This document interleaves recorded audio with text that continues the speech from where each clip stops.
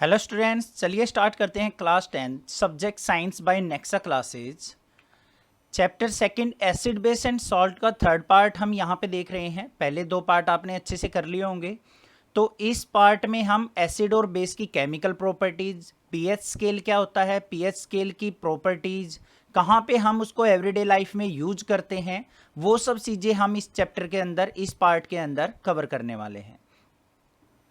First topic हम यहाँ पे आज पढ़ेंगे केमिकल प्रॉपर्टीज ऑफ एसिड्स। अब जो एसिड के बारे में और बेस के बारे में आपने अच्छे से समझ लिया है, एसिड क्या होता है, बेस क्या होता है, उनकी प्रॉपर्टीज भी आपने पढ़ी हैं। तो अब कुछ हम यहाँ पे केमिकल प्रॉपर्टीज की बात करेंगे। एग्जाम्स में पूछ ली जाती हैं, what are the chemical properties of acids, कि एसिड जो है केमिकली कैसे रिएक्ट करता है, वो हम यहाँ पे पढ़ेंगे। सबसे फर्स्ट जो प्रॉपर्टी है हमारी वो क्या है, acid reacts with metals to form hydrogen gas. जो एसिड होता है हमारा, अगर किसी मेटल के कांटेक्ट में आता है तो वो क्या करता है, हाइड्रोजन गैस प्रोड्यूस करता है। अब देखो यहाँ पे मैंने लिखा भी है, when acid react with metal then a salt and hydrogen gas is formed. मतलब यहाँ पे क्या कहा है, जब कोई एसिड हमारा मेटल के कांटेक्ट में आता है तो एक सॉल्ट बनता है और हाइड्रोजन गैस जो है वो रिलीज होती है। अब यहाँ पे एक रिएक्शन से समझेंगे किस तरीके से ये प्रोसेस होता है। यहाँ पे देखो मैंने इसको ओरली लिखा है, metal plus acid gives us salt plus hydrogen gas. Means यहाँ पे दिखा है मेटल और एसिड जैसे ही मिलेंगे हमें सॉल्ट और हाइड्रोजन गैस मिल जाएगी एज ए प्रोडक्ट। अब यहाँ पे मैंने एग्जांपल लिया है जिंक का, Zn है हमारे पास, मेटल है, H2SO4 क्या है हमारा, एसिड है, क्योंकि यहाँ पे H क्या है, H पॉजिटिव आयन आएंगे हमारे H+2, और यहाँ पे जो है दोनों रिएक्शन करके क्या बनाएगा, ZnSO4 और H2 क्या करेगा, रिलीज हो जाएगा। अब आपके माइंड में ये आएगा कि सर ये रिएक्शन हुई कैसे है, तो मैं पहले आपको ये सिखाऊंगा कि ये रिएक्शन होती कैसे, किस तरीके से लिखी जाती है। देखो Zn जो है जिंक, इसकी ऑक्सीडेशन स्टेट होती है +2, मतलब ये 2 इलेक्ट्रॉन डोनेट कर सकता है। ये आपको याद करनी पड़ेंगी ऑक्सीडेशन स्टेट, या फिर एटॉमिक नंबर आपको याद होंगे तो आप इनको निकाल सकते हैं। H2SO4 है, उसको आयंस की फॉर्म में ब्रेक करेंगे तो क्या आएगा, जो H है इसके ऊपर +2 आ जाएगा और SO4 है उसके ऊपर आ जाएगा -2। मीन्स दो तरीके के आयन बनाएगा H2SO4, एक तो H+2 और एक SO4 -2।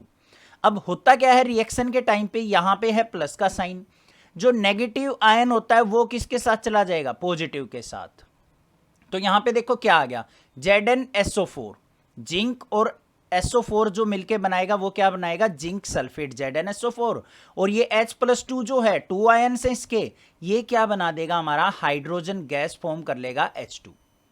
समझ में आगे रिएक्शन किस तरीके से हुई है, ठीक है। इसको मैंने यहाँ पे वर्ड की फॉर्म में भी लिखा है, जिंक और H2SO4 क्या होता है हमारा, सल्फ्यूरिक एसिड होता है। यहाँ पे ZnSO4 बन गया जिंक सल्फेट, और हाइड्रोजन गैस जो है हमारी रिलीज हो चुकी है।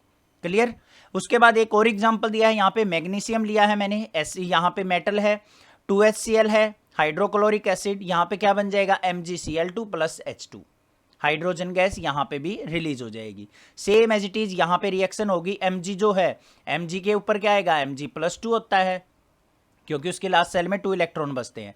HCl में अंदर क्या होगा, H पॉजिटिव और Cl नेगेटिव, साथ में 2 लगा हुआ है तो इसके मतलब 2 आयंस हैं। तो Cl किसके साथ चला जाएगा हमारा, मैग्नीशियम के साथ, तो यही क्या बन जाएगा, Mg, और क्लोरीन के 2 आयन थे तो Cl2, और साथ में ये 2 आयंस ऑफ हाइड्रोजन बचेंगे, ये क्या फॉर्म करेंगे, हमारी हाइड्रोजन गैस यहाँ पे फॉर्म कर देंगे। रिएक्शन आपको क्लियर हो चुकी है, कोई भी दिक्कत नहीं होगी। नेक्स्ट करते हैं सेकंड प्रॉपर्टी क्या है, acid reacts with metals carbonate to form carbon dioxide gas. अब यहाँ पे क्या कहा है, जो एसिड्स होते हैं मेटल के कार्बोनेट्स के साथ रिएक्शन करके कार्बन डाइऑक्साइड गैस बनाते हैं, और साथ में हमारा सॉल्ट और वाटर भी रिलीज होता है। अब यहाँ पे रिएक्शन पे ध्यान दो क्या है, when an acid react with metal carbonate then salt, water and carbon dioxide gas is formed. Means जब मेटल कार्बोनेट और एसिड मिक्स होगा तो हमारे पास सॉल्ट, वाटर और कार्बन डाइऑक्साइड गैस रिलीज हो जाएगी। अब इसको एक एग्जांपल से समझते हैं, केमिकल रिएक्शन से। यहां पे देखो क्या है, Na क्या है हमारा, सोडियम, मेटल होती है, CO3 आ गया तो उसका कार्बोनेट हो गया, सोडियम कार्बोनेट। क्लियर। अब इसकी रिएक्शन एसिड के साथ करनी है, 2HCl है, हाइड्रोक्लोरिक एसिड है, एसिड है हमारा, समझ में आ गया। अब इन दोनों की रिएक्शन होगी तो यहाँ पे क्या बनेगा, सेम एज इट इज। यहाँ पे Na के ऊपर क्या आ जाएगा, पॉजिटिव आ जाएगा, CO3 पे माइनस आ जाएगा, H पे पॉजिटिव और Cl पे माइनस। तो नेगेटिव वाला किसके साथ अटैच हो जाएगा, पॉजिटिव के साथ। तो ये क्या बन गया 2NaCl। प्लस में यहाँ पे हाइड्रोजन के 2 आयन है ये रहे, तो ये क्या करेंगे, यहाँ से एक ऑक्सीजन को ले लेंगे और ये क्या बना देंगे 2H2O, 2 हाइड्रोजन और एक ऑक्सीजन मिलके वाटर। और यहाँ पे CO3 था, उसमें से एक ऑक्सीजन जा चुका, तो यहाँ पे क्या बन जाएगा हमारे पास CO2, कार्बन डाइऑक्साइड गैस से रिलीज हो जाएगी। समझ में आ गया रिएक्शन किस तरीके से लिखनी है, रट्टा नहीं लगाना है रिएक्शन का, समझ के करनी है। कोई डाउट लगे तो आप मुझे कमेंट करके पूछ सकते हैं। थर्ड प्रॉपर्टी की अगर हम बात करें तो हमारे पास है third property, acid reacts with base to form salt and water. अब यहां पे क्या कहा है उसने, ध्यान से देखो, जो एसिड होते हैं वो बेस के साथ रिएक्शन करके सॉल्ट और वाटर बनाते हैं। भाई इसकी डेफिनेशन देख लेते हैं क्या है, when acid react with base then salt and water is formed, it is called neutralisation reaction. भाई इस रिएक्शन को न्यूट्रलाइजेशन रिएक्शन भी कहते हैं। डेफिनेशन आ जाती है, what do you mean by neutralisation reaction. अब न्यूट्रलाइजेशन रिएक्शन का मतलब क्या होता है, न्यूट्रल हो जाना किसी चीज को।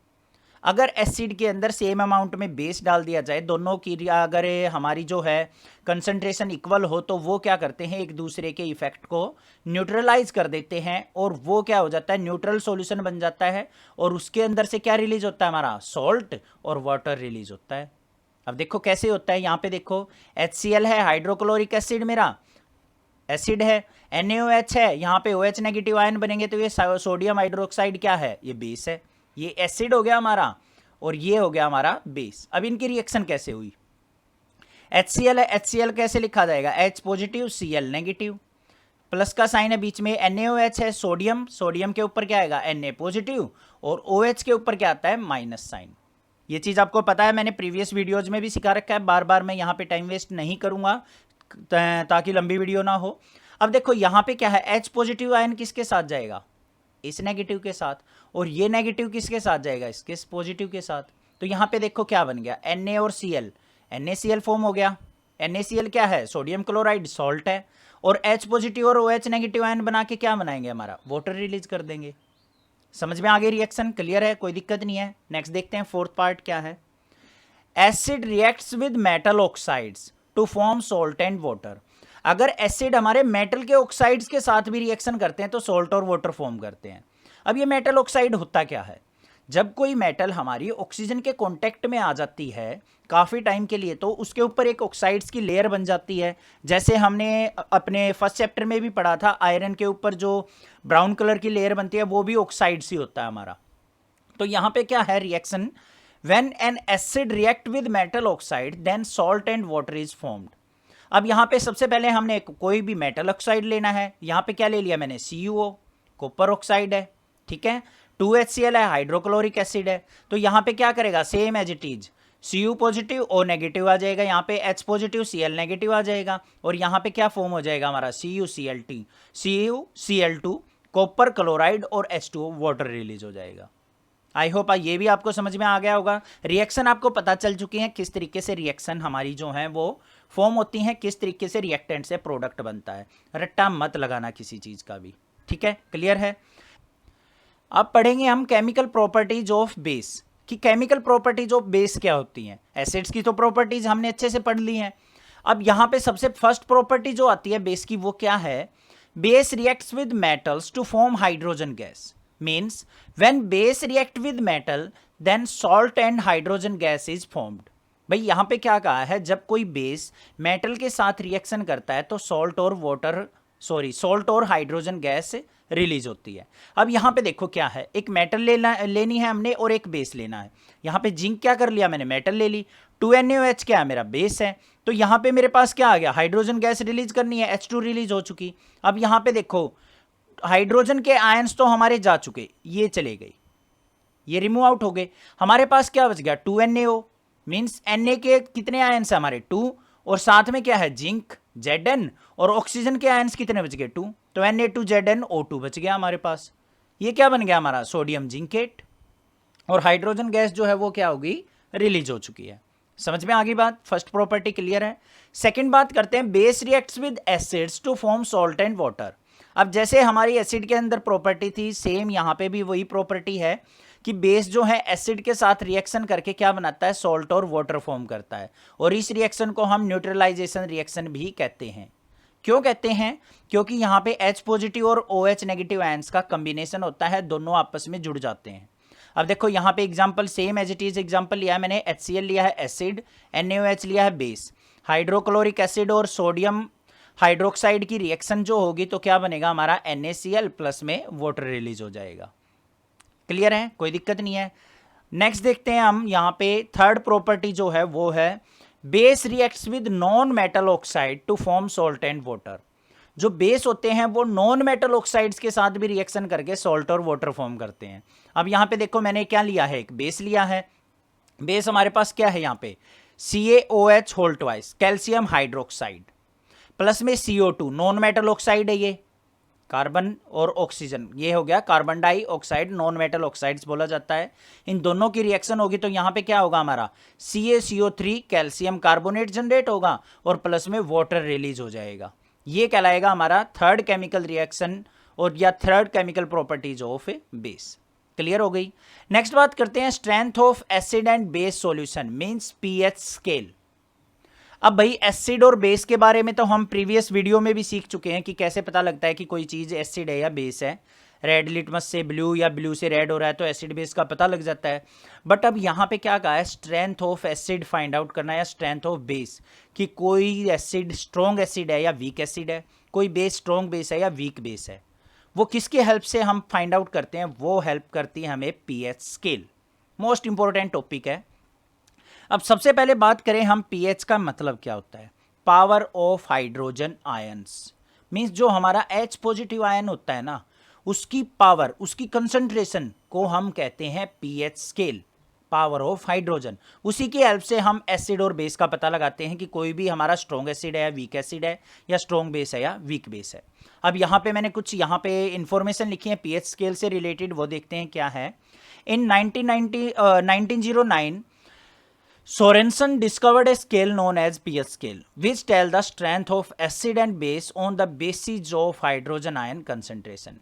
क्या कहा है यहाँ पे, 1909 में सोरेंसन जो था एक साइंटिस्ट था, उसने एक स्केल जनरेट किया था, एक फाइंड किया था स्केल, pH स्केल, जो क्या बताता था, एसिड और बेस की स्ट्रेंथ के बारे में बताता था on the basis of hydrogen ion concentration. Means hydrogen ion की कंसंट्रेशन के बेस पे वो किसी भी एसिड या बेस की स्ट्रेंथ को बताता था। नेक्स्ट क्या है, ही link the hydrogen ion concentration to number 0 to 14।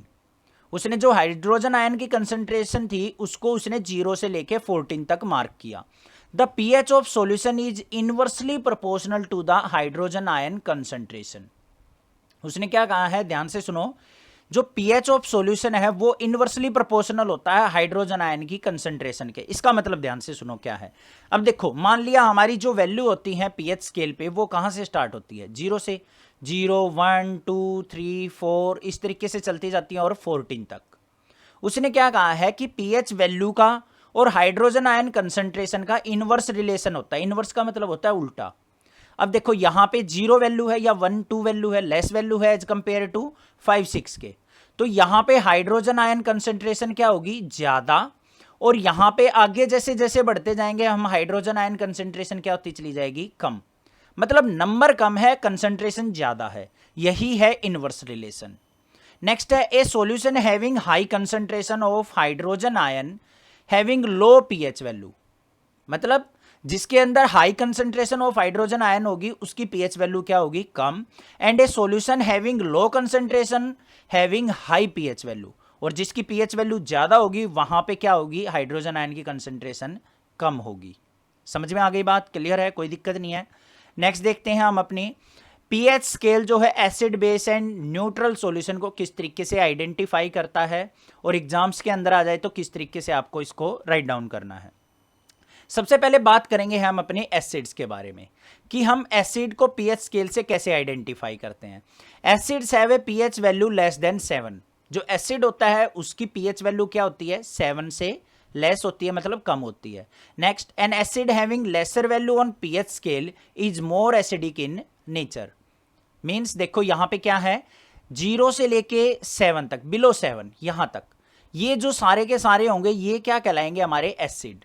अब यहां पे उसने क्या कहा है कि जितनी भी लेस वैल्यू होगी पीएच स्केल पे उतना ही वो ज्यादा एसिडिक होगा। इसका मतलब जिस भी सॉल्यूशन की वैल्यू 0, 1 या 2 होगी या 3 होगी वो ज्यादा एसिडिक होगा एज कंपेयर टू 4, 5, 6 के।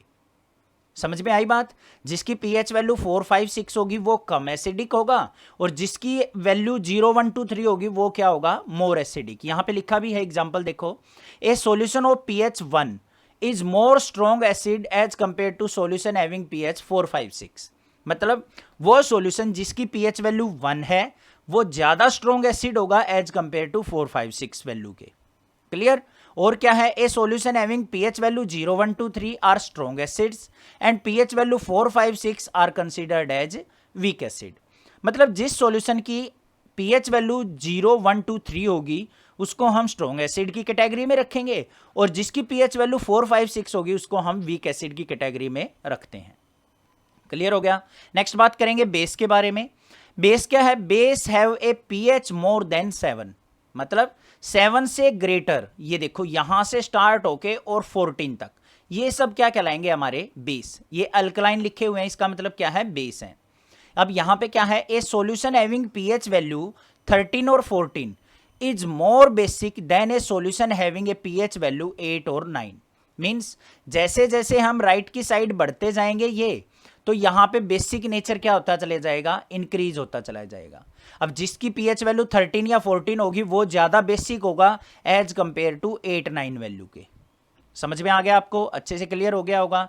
अब यहां पे और क्या दिया है देखेंगे, a solution having pH value 8, 9, 10 are considered as weak base and solution having pH value 11, 12, 13, 14 are considered as strong base. Means जो ये 11, 12, 13, 14 वैल्यू होंगे ये वाले, ये क्या कहलाएंगे हमारे स्ट्रॉन्ग बेस, और ये जो होंगे 8, 9, 10 ये क्या कहलाएंगे हमारे वीक बेस। ये भी क्लियर हो गया है आपको? कोई दिक्कत नहीं रही होगी पीएच स्केल के बारे में। लास्ट बात बच गई हमारी, न्यूट्रल सॉल्यूशन किसको कहेंगे। न्यूट्रल सॉल्यूशन वो होता है a solution which have exactly pH value 7 is neither acidic और नॉर बेसिक इन नेचर।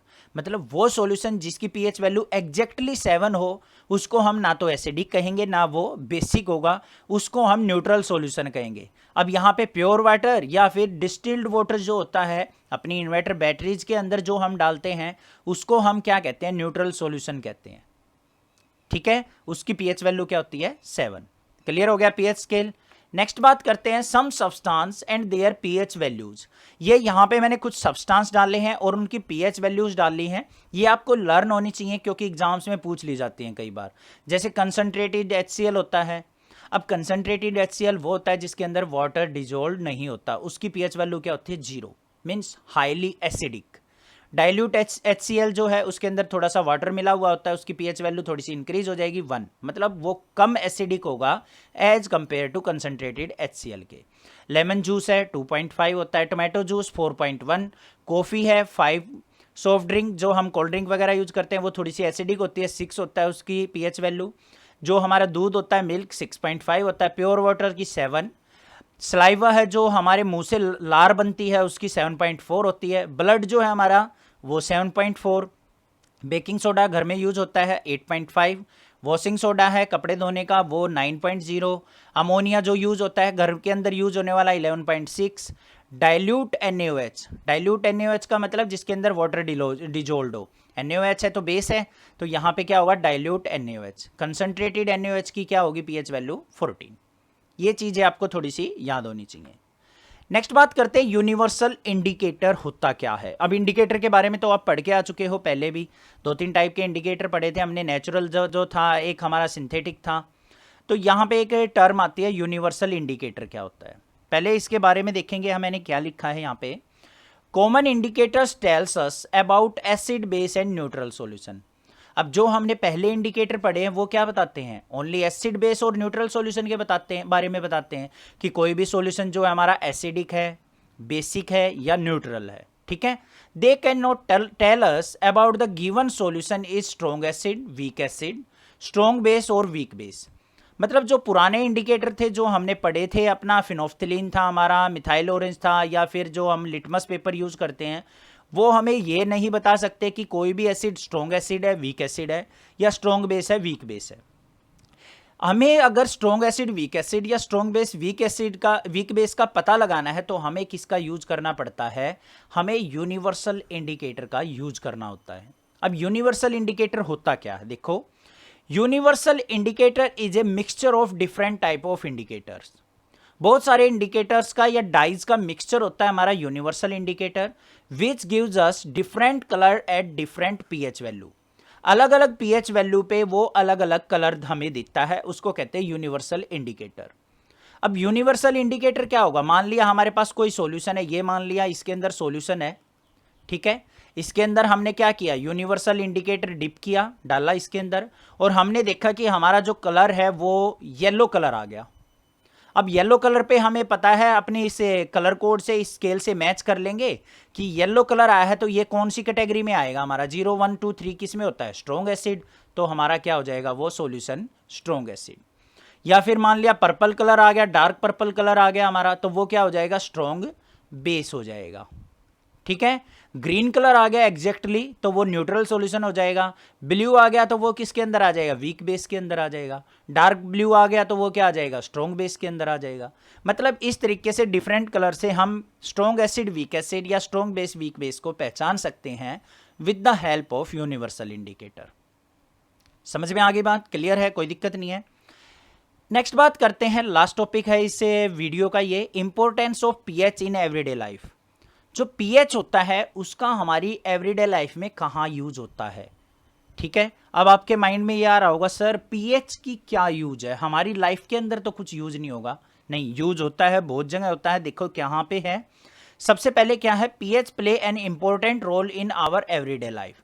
कि जो पीएच होता है हमारी डेली लाइफ में बहुत ज़्यादा हेल्पफुल होता है। सबसे पहला पॉइंट क्या लिखा है मैंने? PH in our digestive system. अब हमारा स्टमक होता है, उसके अंदर क्या होता है? हाइड्रोक्लोरिक एसिड रिलीज होता है, HCl, जिसकी पीएच वैल्यू 1.4 होती है। अब ये कहोगे सर एसिडिक कितना है तो हमारे लिए डेंजरस होना चाहिए, बट नहीं, HCl जो है हमारी हेल्प करता है। किसमें? HCl help us in digestion of food and to kill harmful microbes. जो भी हार्मफुल बैक्टीरियाज वगैरह होते हैं खाने के साथ चले जाते हैं, उनको किल करने के लिए, हमारे फूड को डाइजेस्ट करने में, सॉफ्ट बनाने में HCl जो है हेल्प करता है। बट अगर वही HCl एक्सेस अमाउंट में हो जाए हमारे स्टमक के अंदर, तो यहां पे देखो क्या लिखा है? Excess HCl in stomach can cause indigestion. For overcome this effect we can take antacids like Eno, magnesium hydroxide etcetera. अब आपको पता है, मान लिया हमारे स्टमक के अंदर ज्यादा एसिड बन जाए, ठीक है, तो हमें क्या हो जाता है? एसिडिटी बन जाती है, जली हुई अडकार आने लगती हैं, वो क्या हो गया? इंडाइजेशन हो जाता है। उसको खत्म करने के लिए क्या करते हैं? हम इनो लेके आते हैं, ऐड भी देखते हैं, इनो काम करे सिर्फ 6 सेकंड में। तो वो क्या होता है? उसके अंदर बेसिक सॉल्यूशन होता है, या फिर मैग्नीशियम हाइड्रोक्साइड होता है, वो भी बेसिक होता है। वो क्या करता है? एसिड के इफेक्ट को न्यूट्रलाइज कर देता है। मतलब जो हमारे स्टमक के अंदर ज़्यादा एसिड बना हुआ है उसको वो न्यूट्रल बना देता है, और हमारी जो एसिडिटी की प्रॉब्लम है वो खत्म हो जाती है। समझ में आई बात? हुई ना पीएच की वैल्यू का यूज हमारी लाइफ में। नेक्स्ट बात करते हैं, plants and animals are sensitive to pH changes. जो हमारे पेड़ पौधे होते हैं या फिर एनिमल्स होते हैं, वो पीएच अगर चेंज हो जाए तो उसका उनके ऊपर बहुत ज़्यादा इफेक्ट होता है। कैसे? वो देखेंगे। The growth of plant and survival of animal depends upon proper pH conditions. जो हमारे पेड़ पौधों की ग्रोथ होती है या एनिमल्स की सर्वाइव करने की एबिलिटी होती है, वो पीएच वैल्यू पे डिपेंड करती है। कैसे? Most of the plants grow best when pH of soil is nearly 7। अगर हमारी मिट्टी जो है वो ना तो एसिडिक हो ना बेसिक हो, तो उस टाइम पे हमारा जो पेड़ पौधा होता है वो अच्छे से ग्रो कर पाता है। अगर ज़्यादा एसिडिक या ज़्यादा बेसिक हमारी सोइल हो जाएगी तो वो प्रॉपरली ग्रो नहीं कर पाएगा। देखो, if the soil is acidic or basic, then plant cannot grow properly. If soil is so acidic, so we have need to mix calcium oxide. अगर हमारी ज़मीन के अंदर जो है मिट्टी जो है एसिडिक हो तो हमें उसके अंदर कैल्शियम ऑक्साइड या फिर कैल्शियम हाइड्रोक्साइड मिक्स करना पड़ता है, थोड़ा सा बेस ऐड करना पड़ता है, तभी हम उसके एसिडिक बिहेवियर को न्यूट्रलाइज कर सकते हैं, जिससे हमारे पेड़ पौधे अच्छे से ग्रो कर पाएँ। नेक्स्ट है the aquatic animals like fish can survive in lake and river when there is a narrow pH change. अब एक्वेटिक एनिमल्स होते हैं लाइक जैसे फिश होगी या फिर और भी एक्वेटिक एनिमल्स हैं हमारे, बहुत सारे होते हैं समुद्र के अंदर भी, रिवर्स के अंदर भी, वो तभी सर्वाइव कर सकते हैं, तभी जीवित रह सकते हैं जब नैरो पीएच चेंजेज हो, मतलब हल्की फुल्की पीएच वैल्यू चेंज होती हो। अब ज़्यादा एसिडिक या ज़्यादा बेसिक हमारा सॉल्यूशन हो जाएगा या फिर वाटर हो जाएगा रिवर्स लेक के अंदर, तो सारे के सारे एक्वेटिक एनिमल्स क्या हो जाएंगे, मर जाएंगे, वो सर्वाइव नहीं कर पाएंगे। तो उनके लिए भी क्या है, पीएच वैल्यू मोस्ट इंपॉर्टेंट है। लास्ट देखते हैं, pH change can cause tooth decay. अब कई बार क्या होता है, दांतों में प्रॉब्लम आना, ये भी किसकी वजह से हो सकती है, पीएच की वजह से। कैसे होती है, अब ये सोचोगी सर ऐसे कैसे, चलो देखते हैं भाई कैसे होता है। When we eat food having sugar then bacteria present in our mouth breaks down the sugar to form acids. और वो एसिड कौन सा होता है, लैक्टिक एसिड। अब जो हम खाना खाते हैं अगर उसके अंदर शुगर है ना, तो हमारे मुंह के अंदर, माउथ के अंदर बैक्टीरिया जो होते हैं वो क्या करते हैं, उस शुगर से ब्रेक करके एसिड्स फॉर्म करते हैं, और वो एसिड कौन सा होता है, लैक्टिक एसिड। ठीक है, so if the pH in the mouth falls down below 5.5, अगर हमारे मुंह की एसिडिटी जो है, एसिडिक वैल्यू जो है 5.5 वैल्यू से डाउन आ जाती है, देन टूथ डिके स्टार्ट्स, तो हमारे दांतों के अंदर खराबी आना स्टार्ट हो जाती है। मतलब 5.5 या 5.5 से नीचे वैल्यू आएगी तो भाई क्या होगा, एसिडिक ज़्यादा हो जाएगा और हमारी टूथ डिके स्टार्ट हो जाएगी। वो टूथ डिके होता क्या है, more acidic nature in our mouth can decay our teeth and corrodes them.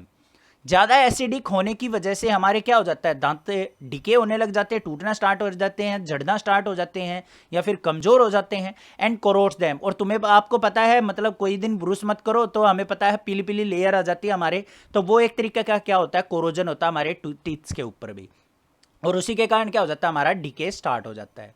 I hope आपको समझ में आ गया है किस तरीके से पीएच हमारी लाइफ में यूज होती है। कोई भी डाउट पूरी वीडियो में लगे तो आप मुझे कमेंट करके पूछ सकते हैं, अदरवाइज चैनल को प्लीज़ सब्सक्राइब कीजिए और वीडियो को शेयर कीजिए, लाइक कीजिए। मैथ की वीडियोज़ भी अवेलेबल हैं और एसएसटी की वीडियो भी आपकी कंटिन्यूसली बन रही हैं, तो प्लीज़ चैनल को सपोर्ट कीजिए, बस यही एक आपकी हेल्प चाहिए, अदरवाइज मैं आपके सपोर्ट के लिए बैठा हूँ। Thank you students for watching this video, thanks.